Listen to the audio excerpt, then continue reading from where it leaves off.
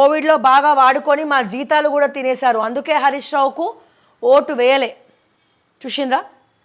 మీరు చూడండి, మా దాంట్లో మీరు డిస్క్రిప్షన్స్లో లింక్స్ షేర్ చేయండి అభిషేక్ లైవ్లో. సో ఇక్కడ చూడండి ఒక్కసారి, వీళ్ళంతా నర్సులండి. నర్సులు కోవిడ్లా వీళ్ళకి పర్మనెంట్ చేస్తామని చెప్పిండ్రు, హామీలు ఇచ్చిర్రు. నిమ్స్ కావచ్చు, లేకపోతే మన గాంధీ హాస్పిటల్ కావచ్చు, లేకపోతే వివిధ హాస్పిటల్స్లో ఉన్నటువంటి నర్సులు ఇబ్బంది పడ్డారు.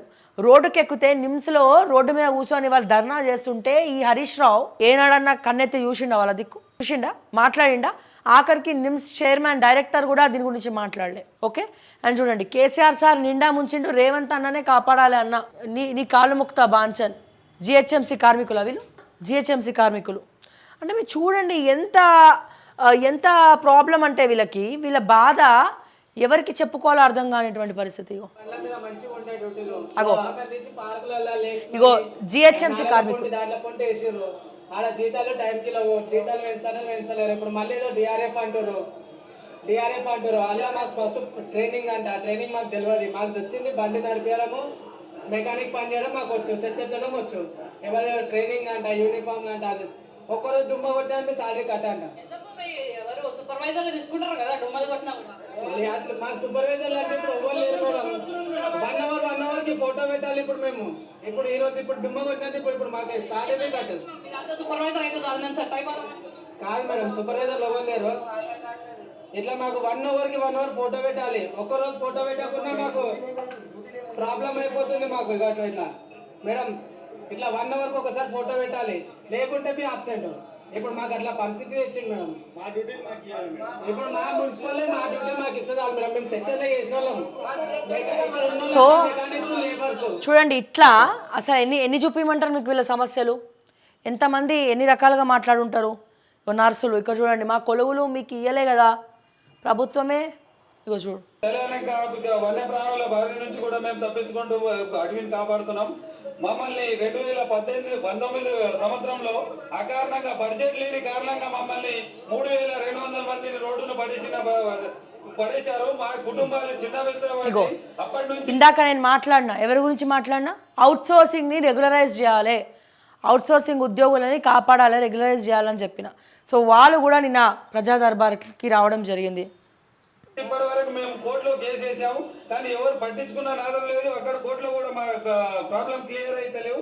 మా ఏజ్లు కూడా అయిపోయినాయి. ఇప్పటిదాకా మమ్మల్ని 15 సంవత్సరాలు వాడుకొని అకారణంగా బడ్జెట్ లేదనే కారణంతో, ఒకే కారణంతో మమ్మల్ని పక్కన పెట్టడం జరిగింది. ఫారెస్ట్ డిపార్ట్మెంట్లో మేము చేయని పని అంటూ లేదు. ఫారెస్ట్ డిపార్ట్మెంట్కు మేము చేయని సేవ లేదు. ఎందుకంటే మేము అడవులలో పులులతో ఉండి మేము ప్రాణాలను తెగిస్తూ ఈరోజు ఇలాంటి పరిస్థితి, ప్రాణాలు కోల్పోయిన పరిస్థితులు ఉన్నాయి. కానీ మమ్మల్ని అకారణంగా కానీ బడ్జెట్ లేదనే ఒక నెపంతోనే మమ్మల్ని తొలగించారు. అదే బడ్జెట్ లేదు అని 2019లో చెప్పడం జరిగింది. 2020లో బుల్లర్లు కొనడానికి, స్కార్పియోలు కొనడానికి వాళ్ళకి డబ్బులు వచ్చినాయి. కానీ పులుల నుంచి అడవిని కాపాడిన మమ్మల్ని మాత్రం తొలగించి మమ్మల్ని లోపలికి విధుల్లోకి ఇప్పటి వరకు తీసుకోలేరు. గత 4 years నుంచి మేము కోర్టు చుట్టూ తిరుగుతూనే ఉన్నాము. 3200 కుటుంబాలు రోడ్డున పడ్డాయి. మా ఏజ్ కూడా అయిపోయింది. అంతా 40 అబోవ్ ఉన్నాము.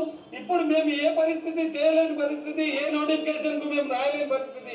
ఇన్ని రోజులు మాకు అప్పుడే చెప్పి ఉంటే వేరే ఏదైనా మార్గం చూసుకుంటుండే. కానీ ఇప్పుడు మమ్మల్ని అకారణంగా తొలగించడంతో మేము ఏం చేయలేని పరిస్థితి. అయితే మమ్మల్ని విధుల్లోకి తీసుకోవాలి, లేకపోతే మమ్మల్ని మరణ శిక్ష మేము చావడానికి సిద్ధంగా ఉన్నాం. మాకు చావుకు పర్మిషన్ ఇవ్వాలని కోరుకుంటున్నాం. న్యాయం జరగాలని కోరుకుంటున్నాం. ఈ కాంగ్రెస్ ప్రభుత్వం గత 10 సంవత్సరాలు చేసిన టిఆర్ఎస్ ప్రభుత్వంలో మాకు ఎలాంటి న్యాయం జరగలేదు. కాబట్టి ఈ కాంగ్రెస్ ప్రభుత్వంలోనైనా న్యాయం జరుగుతుందని ఇక్కడికి వచ్చినాం. ఇప్పుడు లోపల వెళ్ళి సో వాళ్ళు మాట్లాడేది విన్నారు కదా. సో ఫారెస్ట్లో ఉన్నటువంటి అవుట్ సోర్సింగ్ ఉద్యోగస్తులు 4 ఏళ్ల నుంచి బడ్జెట్ లేదని అకారణంతో వాళ్ళని నిర్దాక్షిణంగా ఎటువంటి జీవో లేకుండా వాళ్ళ ఇంకా అవసరం లేదు వాళ్ళ సేవలని చెప్పి తీసేయడం జరిగింది వాళ్ళని. మరి వాళ్ళ ఏజ్ కూడా అయిపోయింది. మేము తిరిగి 40 ఏళ్లకు పైబడినాం. మాకు ఒక ఉద్యోగ నోటిఫికేషన్ రాద్దామన్నా ఏం లేదు. సో అయితే మాకు రిక్రూట్మెంట్స్ ఇవ్వండి, లేదంటే మమ్మల్ని చంపేయండి, మరణ శిక్ష ఇవ్వండి, చావడానికి కూడా మేము సిద్ధమని చెప్పి వాళ్ళు కాంగ్రెస్ ప్రభుత్వానికి వాళ్ళ బాధ చెప్పుకుందామని చెప్పి ప్రజా దర్బార్ ప్రజా భవన్కి రావడం జరిగింది. మరి ఇటువంటి బాధలు, ఇటువంటి ఘోషలు మీరు వినుంటే మనసులో బాధ తెలుసుకొని ఉంటే ఇప్పుడు ఈ పరిస్థితి వచ్చేదా? ఇంతమంది కహానీలు చెప్తున్నారా? ఇంతమంది ముఖ్యమంత్రి కోసం ఎదురు చూస్తున్నారా? ఇంతమంది వాళ్ళ బాధలు చెప్పుకోవాలి, ఎవరికైనా చెప్పుకొని మేము బాధపడాలి అని చెప్పి కంటెంప నీళ్ళు పెట్టుకొని బాధపడుతున్నారంటే మరి ముఖ్యమంత్రి అవసరం సామాన్య ప్రజలకు ఎలా ఉంది? అడ్మినిస్ట్రేషన్ కరెక్ట్గా ఉండుంటే, మీరు ఇచ్చే జీవోలు కరెక్ట్గా ఉండుంటే, అట్లీస్ట్ వాళ్ళ బాధ మీరు వినుంటే ఇక మీకే వదిలేస్తున్నాం సార్. సో ఇట్లా పని అంటూ లేదు. ఇంకో 3200 కుటుంబాలు రోడ్డున పడ్డాయి.